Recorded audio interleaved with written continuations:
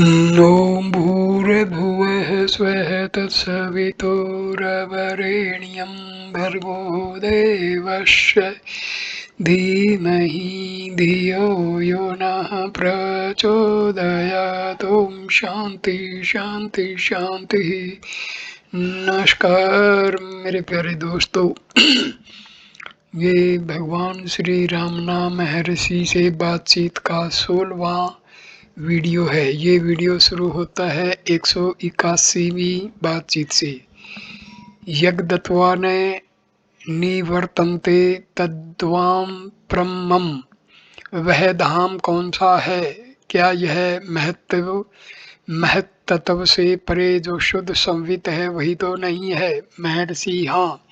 भक्त न निवर्तन्ते का अर्थ है पुनः अज्ञान से आवृत न होना।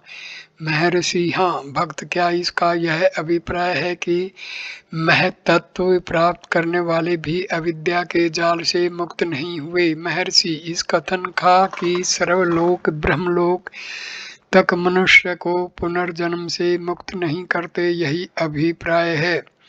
भगवत गीता कहती है मुझे प्राप्त कर पुनर्जन्म नहीं होता, अन्य सब बंधन में है। इसके अतिरिक्त जब तक तुम यह कल्पना करोगे कि गति है, जैसा कि गत्वा शब्द का अभिप्राय है, तब तक पुनरावृत्ति भी होगी। गति में पूर्वगमनम की संभावना निहित है।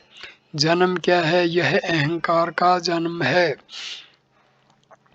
जन्म लेकर किसी जगह जाओगे, जहाँ जाओगे वहाँ से पुनः आगमन होगा। अतः यह सब शब्दाडंबर त्याग दो। तुम्हारा निज स्वरूप जैसा है वैसा रहो। देखो तुम कौन हो एवं आत्म भाव में रहो। जन्म मरण आवागमन से रहित भक्त सत्य। तथापि यह सत्य प्राय सुनकर भी हम धोखे में आ जाते हैं तथा हम इसे भुला देते हैं। महर्षि यह सही है, प्राय स्मरण कराने की आवश्यकता है। 182वीं बातचीत।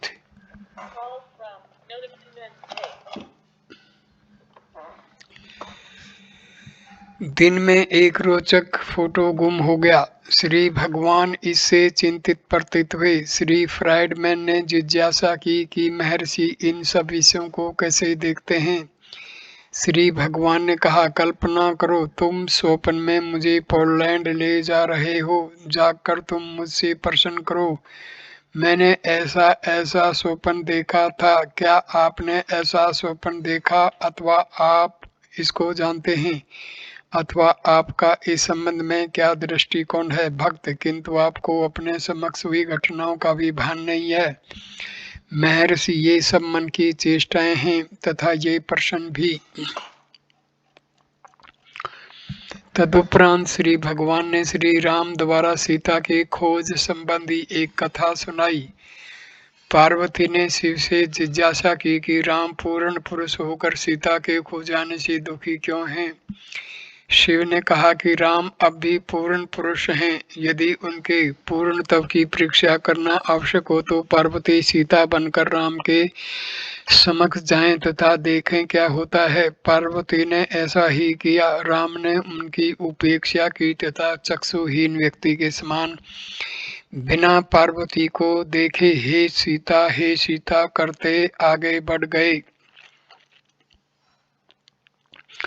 13 मार्च 1936। 183वीं बातचीत। बम्बई के एक सज्जन ने कहा, मैंने श्री अरविंद आश्रम में माँ से निमन प्रश्न किया।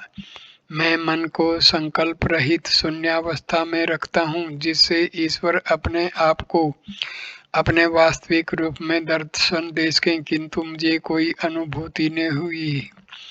उत्तर इस प्रकार था, विचार ठीक है, ऊपर से शक्ति अवतरित होगी, यह प्रत्यक्ष अनुभव है। प्रश्नकर्ता ने आगे के लिए मार्गदर्शन चाहा। महर्षि है वैसे रहो। अवतरित होने अथवा प्रकट होने को कुछ नहीं है, केवल अहंकार की निवृत्ति की आवश्यकता है। वह जो है सदैव है, अब भी तुम वही हो, तुम मुझसे अलग नहीं हो। तुम सुनने देखते हो, सुनने को देखने हेतु तुम वहाँ हो, तुम किसकी प्रतीक्षा करते हो? यह संकल्प मैंने दर्शन नहीं किया तथा दर्शन की आशा एवं कुछ प्राप्ति की इच्छा, यह सभी अहंकार की चेष्टाएं हैं। तुम अहंकार के जाल में फंस गए हो। यह सब अहंकार कहता है तुम नहीं, जैसे हो वैसे रहो और कुछ नहीं। 184वीं बातचीत। महर्षि, मूलाधारा को नीचे, हृदय को मध्य में तथा मस्तिष्क को शिखर अथवा इन सब से ऊपर अनुमान करना, यह सब भूल है। एक शब्द में संकल्प करना, यह तुम्हारा वास्तविक स्वरूप नहीं है। 185वीं बातचीत। महर्षि, धर्म ग्रंथों में ये पाई जाती है, मौन से कथन किया, शिथिल रहकर ही बताया। यह अव्यक्त शब्द कौन सा है? यह केवल मौन, प्रणव अथवा महावाक्य है। इन्हें शब्द भी कहा गया है। महावाक्य 4 हैं। नंबर 1 तत्वमसि, नंबर 2 अहम ब्रह्मास्मि, नंबर 3 अयम ब्रह्मा, अयम आत्मा ब्रह्म, प्रज्ञानम ब्रह्म। 186वीं बातचीत। महर्षि, हम समाचार पत्र तथा उसके अंतर्गत सब लेख पढ़ते हैं, किंतु स्वयं उस कागज के संबंध में कुछ भी जानने की चिंता नहीं करते। हम सार को नहीं अपितु छिलके को ग्रहण करते हैं। जिस आधार पर यह सब मुद्रित है वह कागज है। यदि हम आधार को जान ले तो अन्य सब कुछ ज्ञात हो जाएगा, यथा दीवार तथा उस पर अंकित चित्र। भक्त, आप एक ही सत्य प्रतिपादन कर रहे हैं, वह एक सत्य क्या है? महर्षि, वह एक केवल सत्य है, अस्तित्व जो जगत रूप में भासता है, पदार्थ जो हम देखते हैं तथा हम स्वयं। भक्त, आत्मा क्या है? क्या आत्मा के विषय में कोई अंतिम निर्णय है? महर्षि, पहले जानो आत्मा क्या है। जब हम आत्मा को जानेंगे तब यह प्रश्न ही नहीं रहेगा कि इसका अंतिम निर्णय है या नहीं है। तुम आत्मा किसे कहते हो? भक्त, जीव आत्मा है। महर्षि, जीव क्या है यह जानो। जीव तथा आत्मा में क्या अंतर है? जीव स्वयं आत्मा है अथवा आत्मा कोई पृथक वस्तु है जिसका तुम अनुभव करते हो, उसका अंत निश्चित है। जिसकी उत्पत्ति हुई है उसका अंत अथवा विनाश अवश्यंभावी है। जो अजन्मा है उसका अंत नहीं है। जो वास्तविकता है उसकी अनुभूति नहीं हो सकती, उसका अनुभव नहीं किया जा सकता। हमें खोजना चाहिए। जो दृश्यमान है वह क्या है? जो दिखता है उसका अंत निश्चित है। जो वास्तविकता है वह नित्य है। जो नवीन प्रकट होता है वह बाद में नष्ट होगा। भक्त, नर देह में अवतीर्ण होने पर क्या होता है? जीव का क्या होता है? महर्षि, पहले हम यह जान लें कि हम क्या हैं। हम जानते नहीं कि हम क्या हैं, और जब तक हम यह न जान लें कि हम क्या हैं, ऐसे प्रश्न की कोई गुंजाइश नहीं है। श्री भगवान का आशय स्पष्ट ही देह आत्म बुद्धि से है, जिससे जन्म मरण की भ्रांति उत्पन्न होती है। आत्मा पृथ्वी, अग्नि, वायु एवं जल आदि तत्वों से दूषित नहीं हुई है। उसका न जन्म है न मरण। गीता अध्याय 2 श्लोक 11। अशोच्या अनुशोचस्त्वं पर्यावादश्च भाषसे। आदि जन्म किसका हुआ है? तुम मनुष्य किसे कहते हो? यदि जन्म, मृत्यु एवं मृत्यु के उपरांत के विषयों की जिज्ञासा के स्थान पर यह प्रश्न करो कि अब तुम कौन तथा कैसे हो, तो ये प्रश्न नहीं उठेंगे। सुषुप्ति, गहन निद्रा, स्वप्न तथा जागृति अवस्था में तुम समान हो। क्या मैं भाव जीव है अथवा देह जीव है? क्या यह संकल्प हमारा स्वरूप है अथवा यह अनुभव कि हम रहते हैं आदि हमारा स्वरूप है? गीता के श्लोक को उद्धरण करते हैं। यदा ते मोह कलिलम बुद्धि व्यर्थितता ऋष्यति तदा गन्तासि निर्वेदं श्रोतव्यश्च श्रुतश्च। भक्त आत्म विचार क्यों आवश्यक है? महर्षि, यदि तुम आत्म विचार नहीं करोगे तो लोक विचार चुपके से घुसता है। जो नहीं है उसे पाने का प्रयास किया जाता है, न कि उसे जो वास्तविक है। जो तुम खोजते हो उसकी एक बार प्राप्ति के बाद विचार भी समाप्त हो जाते हैं और तुम उसी में स्थिर हो जाते हो। जब तक देहात्म बुद्धि है, आत्मा खोई हुई कही जाती है तथा व्यक्ति को उसे प्राप्त करने का निर्देश किया जाता है, परंतु स्वयं आत्मा कभी नहीं खोती, वह नित्य है। देह को आत्मा कहते हैं, इंद्रिय को आत्मा कहते हैं। इसी प्रकार जीवात्मा, परमात्मा आदि हैं। हजारों वस्तुओं को आत्मा की संज्ञा दी जाती है। आत्मा की खोज से अभिप्राय है वास्तविक आत्मा को जानना। समाधि केवल तथा सहज। 187वीं बातचीत। मैं कहता हूँ कि समाधिस्थ मनुष्य की देह आत्मा का निरंतर ध्यान करने के कारण गतिहीन हो जाती है। वह सक्रिय हो अथवा निष्क्रिय, ऐसे ध्यान में संलग्न मन देह अथवा इंद्रियों की चंचलता से प्रभावित नहीं होता। शारीरिक क्रिया से पूर्व मन की चंचलता आवश्यक नहीं होती। एक मत यह भी है कि शारीरिक चंचलता निर्विकल्प समाधि नहीं होने देती। आपका क्या मत है? मैंने जो कहा है उसके आप साक्षात प्रमाण हैं। महर्षि, तुम दोनों ठीक ही हो। तुम सहज निर्विकल्प के बारे में कहते हो, दूसरा केवल निर्विकल्प के संबंध में। एक अवस्था में मन आत्मा के प्रकाश में लीन रहता है, जबकि सुषुप्ति में मन अज्ञान के अंधेरे में पड़ा रहता है।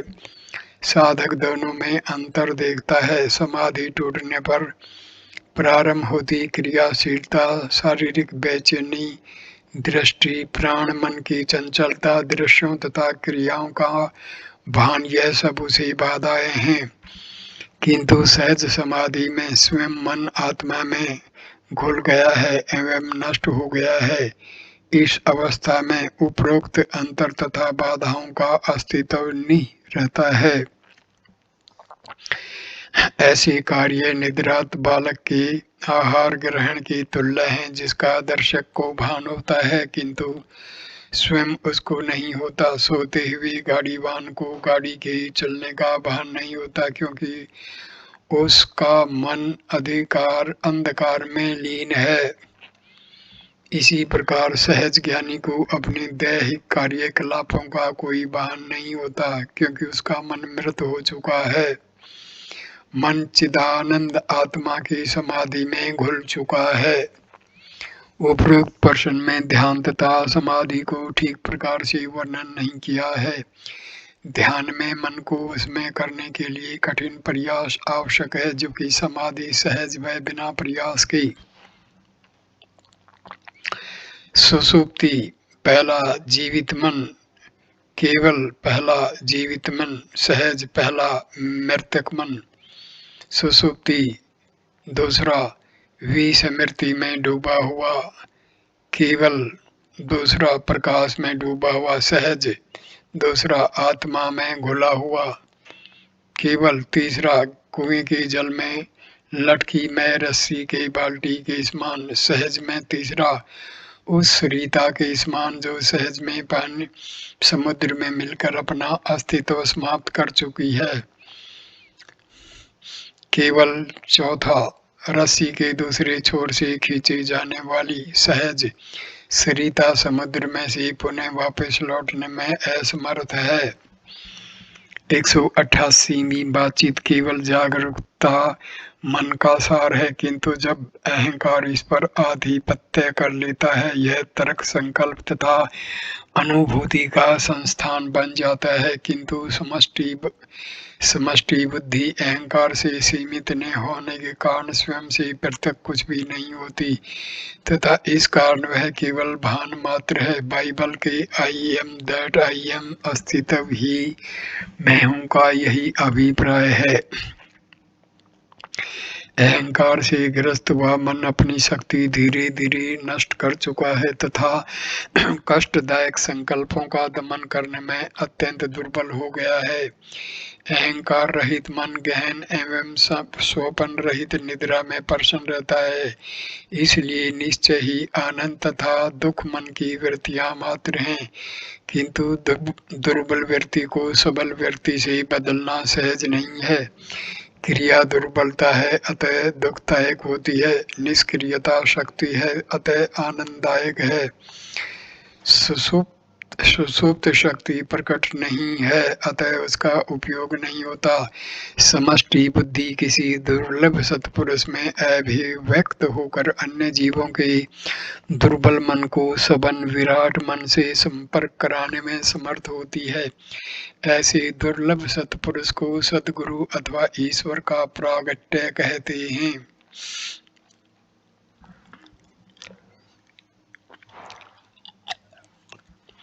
19 मई 1936 189वीं बातचीत मध्यम उम्र के फ्रांसीसी श्री एम ऑलिवर लोकोम्बे भारतीय सभ्यता संस्थान पेरिस विश्वविद्यालय के प्रतिनिधि होकर भारत की यात्रा पर थे। फ्रेंच भारत से यहाँ पधारे। अन्य व्यक्तियों के अतिरिक्त वे महर्षि के भी दर्शन करना चाहते थे। वे आश्रम में लगभग 3 घंटे रहे। वे मूल संस्कृत में भगवत गीता, उपनिषद, सूत्र आचार्य शंकर एवं रामानुज की भाषा सहित पढ़ चुके थे। उन्होंने प्रश्न किया, क्या महर्षि का उपदेश वही है जो शंकर का है? महर्षि का उपदेश केवल अपने स्वयं का अनुभव तथा साक्षात्कार की अभिव्यक्ति है। दूसरों को यह श्री शंकर के समान मालूम होता है। भक्त निश्चय ही क्या इस साक्षात्कार को अन्य प्रकार से भी व्यक्त किया जा सकता है? महर्षि ज्ञानी पुरुष अपनी भाषा का प्रयोग करेगा। श्री भगवान ने आगे कहा, मौन सर्वोत्तम भाषा है। भक्त हठ योग तथा तांत्रिक साधना के संबंध में महर्षि क्या कहते हैं? महर्षि प्रचलित पद्धतियों में से महर्षि किसी की आलोचना नहीं करते। मन की शुद्धि हेतु सभी उत्तम है, क्योंकि शुद्ध मन ही उनकी पद्धति का ग्रहण करने में तथा दृढ़ता पूर्वक उसका अभ्यास करने में समर्थ है। भक्त कार्य, ज्ञान, भक्ति अथवा हठ आदि भिन्न योगों में सर्वोत्तम कौन सा है? महर्षि उपदेश सार का 10वां छंद देखिए। आत्मा में स्थिर रहना ही इन सब के उच्चतम भाव के तुल्य है। महर्षि ने फिर कहा, स्वपन रहित सुषुप्ति में न जगत है, न अहंकार और न दुख, किंतु आत्मा रहती है। जागृति में इन सब के रहते हुए भी आत्मा विद्यमान है। आत्मा के सदोदित प्रसाद का साक्षात करने हेतु केवल अस्थायी घटनाक्रम निवारण करना है। तुम्हारा स्वरूप आनंद है। पहले ये सब नान तब जिस आधार पर उमड़ रहे हैं इसको ज्ञात करो और तुम उसका आधार बने रहो। भक्त सत्य है। आशय यह है कि नित्य सिद्ध आत्मा का साक्षात करने हेतु सीमित अनात्मा का निवारण करना है। यही शंकर का कथन है, न ग्रहण करना है न त्यागना। महर्षि ऐसा ही है। अलग से कहा यह समझते हैं। भक्त एक साधक सामान्यतया कर्म किस प्रकार करे? महर्षि स्वयं को कर्ता न मानते हुए, उदाहरणार्थ जब तुम पेरिस में थे तब क्या तुम्हारा संकल्प यह इस जगह आने का था? भक्त नहीं। महर्षि तुमने देखा कि तुम बिना संकल्प के ही कर्म कर रहे हो। गीता के अनुसार कोई मनुष्य बिना कर्म किए नहीं रह सकता। जिस उद्देश्य से व्यक्ति को जन्म हुआ है वह पूरा होगा, चाहे तुम उसे पसंद करो अथवा न करो। उद्देश्य को पूरा होने दो। भक्त इतनी पद्धतियों का वर्णन क्यों किया गया है? उदाहरणार्थ श्री रामकृष्ण के मत से मोक्ष हेतु भक्ति सर्वश्रेष्ठ साधन है। महर्षि यह सब साधक की दृष्टि बिंदु पर निर्भर करता है। तुमने गीता का अध्ययन किया है। श्री कृष्ण कहते हैं, ऐसा समय कभी नहीं था जब मैं, तुम तथा ये राजा नहीं थे। क्या ऐसा भी नहीं है कि ये भविष्य में नहीं होंगे? जो असत्य है वह कभी नहीं रहता, परंतु जो सत्य है वह कभी नष्ट नहीं होता। जिसकी सत्ता थी, अभी भी तथा भविष्य में भी रहेगी। पुनः इस सत्य का उपदेश मैंने आदित्य को किया। उसने इसका मनु आदि को उपदेश दिया। अर्जुन ने जिज्ञासा की, ऐसा कैसे हो सकता है? आप कुछ वर्ष पूर्व अपनी हाल में जन्मे हो, आपने आदित्य को कैसे उपदेश दिया होगा? श्री कृष्ण का उत्तर था, हाँ, पूर्व में हमारे अनेक जन्म हो चुके हैं। मैं अपने जन्म जानता हूँ, जबकि तुम अपने नहीं जानते। उन पूर्व के जन्मों में क्या हुआ यह मैं तुमको कहता हूँ। देखो, जो कृष्ण यह कह रहे थे कि न तो मैं था, न तुम थे, न ये राजा थे, अब कहते हैं कि पूर्व में उनके अनेक जन्म हो चुके हैं। कृष्ण ने अपनी बात का खंडन नहीं किया है, तथापि ऐसा प्रतीत होता है वे अर्जुन के दृष्टिकोण के सदृश होकर उसी के स्तर पर बात करते हैं। इसी प्रकार समानांतर अंश बाइबल में है, जहाँ ईसा कहते हैं, अब्राहम थे, उससे पहले मैं हूँ। ज्ञानियों की वाणी समय, स्थान, जन साधारण तथा अन्य परिस्थितियों के अनुसार होती है। यात्री ने कहा, वे दुख के साथ जा रहे हैं। महर्षि ने मुस्कुराते हुए बीच में टोकते हुए कहा, न जाना है न आना है। फ्रांसिस ने तुरंत ही कहा, वे महर्षि देश काल से परे हो चुके हैं, वे पांडिचेरी लौट गए। मैं इस वीडियो को यहीं पर विराम देता हूँ। अगला वीडियो 17वां वीडियो 190वीं बातचीत से शुरू होगा। नमस्कार दोस्तों, धन्यवाद।